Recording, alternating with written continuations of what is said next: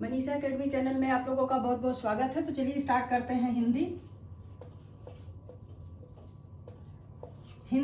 में हम पढ़ा रहे थे आदिकाल की रचनाओं को पढ़ा रहे थे, उसी के संदर्भ में इसको देखते हैं। तो यहाँ पे हम कुछ कवियों को लिए हैं, यहाँ पे कुछ कवियों को लिया गया है, यहाँ पे कुछ कवियों को लिया गया है। तो कवि, यहाँ पे कवि को लिया गया है, कवि के बाद ये है उनकी रचना कौन सी है, कौन सा समय था, उस रचना में किस रस का प्रयोग किया गया था, आगे कितने उसमें अध्याय हैं, उसकी वो जो रचना किया गया है उस रचना का क्या भाषा है और काव्य रूप कौन सा है। तो ये हम देखेंगे। यहाँ पे पहला है दलपति विजय। तो दलपति विजय लिखे हैं खुमाड़ रासो, दलपति विजय द्वारा लिखा गया है खुमाड़ रासो, और ये लिखा गया है 9वीं शताब्दी में, 9वीं शताब्दी में लिखा गया है। आगे जो है इसमें रस का प्रयोग हुआ है, वीर रस का प्रयोग हुआ है। अध्याय इसमें कुछ नहीं है, एक ही है, ये एक बुक है। अगला है, इसमें भाषा है राजस्थानी और काव्य रूप है प्रबंध काव्य। काव्य रूप क्या है, प्रबंध काव्य है। आगे जो रचना है नलपति नाल है, ये इनकी रचना है बिसलदेव रासो। तो नलपति नाल क्या लिखे हैं, बिसलदेव रासो, ये लिखी गई है 1212 ईस्वी में। इसमें श्रृंगार रस है, ये श्रृंगार रस पर आधारित है। इसमें 4 खंड हैं। बिसलदेव रासो में कितने खंड हैं, तो 4 खंडों में बिसलदेव रासो लिखा गया है। बिसलदेव रासो कौन लिखे हैं, तो नरपत नाल द्वारा लिखा गया है बिसलदेव रासो। ईयर अगर पूछा जाए तो 1212 ईस्वी में ये लिखा गया है। इसमें कौन सा रस है, तो श्रृंगार रस है। 4 खंडों में लिखा गया है। ये किस पे आधारित है, मतलब काव्य रूप इसका क्या है, तो वीर गीत पर ये आधारित है। अगले कवि हैं जगनिक हैं। तो जगनिक कौन सा किसकी रचना किए हैं, तो परमाल रासो की रचना किए हैं। परमाल रासो को आधा खंड भी कहते हैं। इसकी रचना की गई है 1230 ईस्वी में, 1230 ईस्वी में इसकी रचना की गई है। इसमें वीर रस है और इसमें कोई अध्याय नहीं है, भाषा भी कोई नहीं है, और ये है वीर गीत पर ही आधारित है, ये वीर गीत पर। तो जगनिक कौन सा लिखे हैं, परमाल रासो। परमाल रासो को आधा खंड भी कहते हैं। 1230 ईस्वी में ये लिखा गया है। ये वीर रस प्रधान रचना है और इसकी जो है काव्य रूप है इसका वीर गीत पर। अगला है चंद्र बरदाई। तो चंद्र बरदाई पृथ्वीराज रासो लिखे हैं, चंद्र बरदाई पृथ्वीराज रासो लिखे हैं, और ये वीर गीत और वीर और श्रृंगार रस प्रधान है। ये रचना पृथ्वीराज रासो वीर और श्रृंगार रस प्रधान है। इसमें 69 सर्ग हैं, 69 सर्ग हैं। डिंगल भाषा का प्रयोग किया गया है और ये क्या है, प्रबंध काव्य है। कौन, पृथ्वीराज रासो। पृथ्वीराज रासो प्रबंध काव्य है। इसकी भाषा क्या है, डिंगल भाषा है। ये जो है इसमें 69 सर्ग हैं और वीर श्रृंगार रस प्रधान है। अगला है केदार भट्ट। केदार भट्ट द्वारा लिखा गया जयचंद्र प्रकाश। तो केदार भट्ट क्या लिखे हैं, जयचंद्र प्रकाश लिखे हैं 1224 ईस्वी में। ये रचना वीर रस प्रधान है।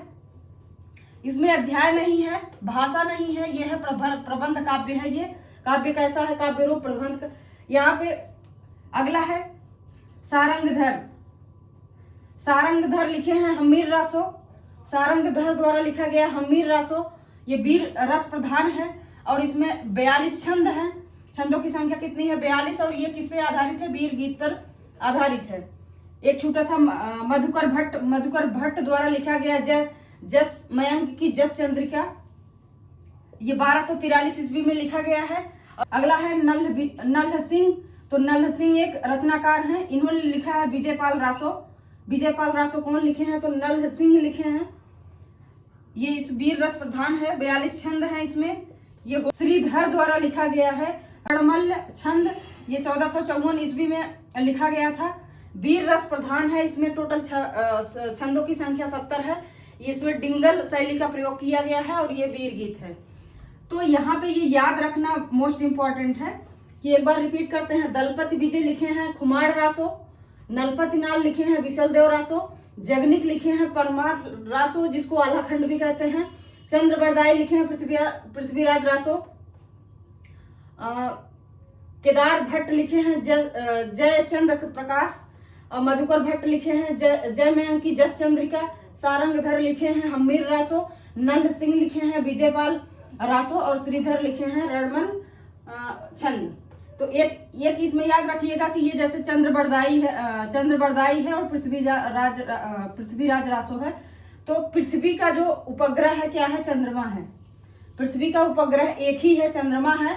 तो इससे आपको याद हो जाएगा कि नहीं भी याद है तो अगर पृथ्वीराज रासो पूछ रहा है कि इसके रचनाकार कौन है, कवि कौन है, तो आप चंद्र याद कर लेंगे। चंद्रबरदाई मतलब पृथ्वी और चंद्रमा से तुलना करके इसको याद किया जा सकता है।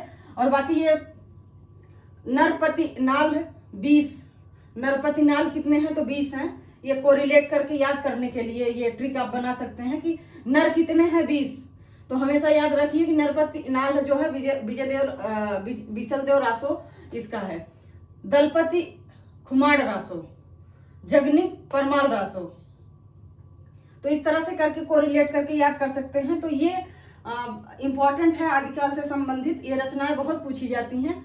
और देख लेते हैं विद्यापति द्वारा जो कुछ रचनाएं की गई हैं संस्कृत भाषा, अवहट्ट और मैथिली भाषा में। तो इनका जो संस्कृत भाषा में लिखा गया है ये है शैव सर्व स्वसार, शैव स्वसार लिखा गया है। संस्कृत भाषा की रचना है किसकी, विद्यापति की।